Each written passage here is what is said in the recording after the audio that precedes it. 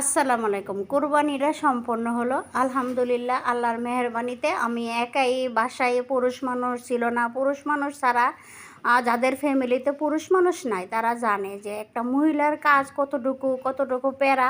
যে ভাইয়েরা প্রবাসে থাকে তাদের স্ত্রীরে যে এরকম কুরবানি করা অথবা এরকম প্যারার কাজ করা তারা জানে। যাক, সব কিছু মেহেরবানি আল্লাহ। আল্লাহ যা করে ভালোর জন্য করে।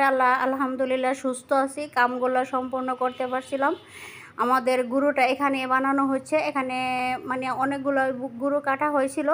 আমাদের এখানে মাংসটা, আমাদের গুঁড়োটা এখানে মাঠে যে গুঁড়ো ছিল সবথেকে বড় ছিল। এটা আমাদের বাড়িওয়ালা ভাই, উনি অনেক ভালো মনের মানুষ। আমাকে এতটা সাপোর্ট দেয় বলার মতো না। আমার অনেকটাই ভালোবাসে, মানে বাড়িওয়ালাদের সাথে আমি এতটা আন্ডারস্ট্যান্ড বলতে পারি না। আর গুঁড়ো বানাতে বানাতে মানে অনেকটাই সময় চলে গেছিলো।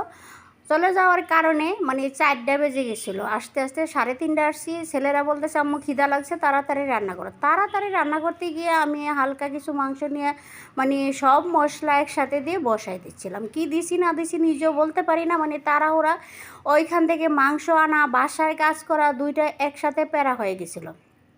তার সাথে বুড়ি ছিল দুয়ার, আর ওইগুলা প্যাকেটজাত করা, ফ্রিজে রাখা, গরিবের মাংস দেওয়া, সবার মাংস বন্টন করা, একসাথে এক হাতে কাজ করা একজন মহিলার দ্বারা মানে অনেকটাই প্যারা ছিল ঈদের দিন। তাই করার কিছু নাই, আলহামদুলিল্লাহ তাও পারছি সব কিছু মেনটেন করে।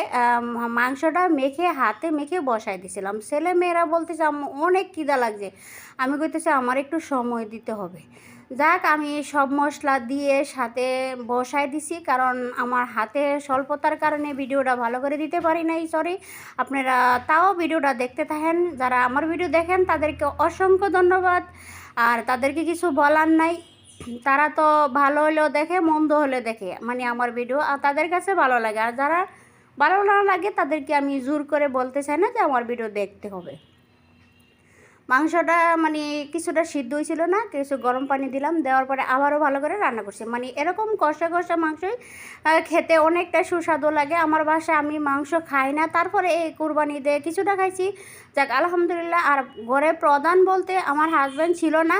উনি না থাকার কারণে মনটা খুব খারাপ ছিল। উনি একটা সংসারে প্রধান ছাড়া ঈদের আনন্দটা আমার ওরকম ছিল না। মনের ভিতরে একটা খুঁত ছিল, কিন্তু কাজের ব্যস্ততার মাঝে ওটা আর মনে থাকে না।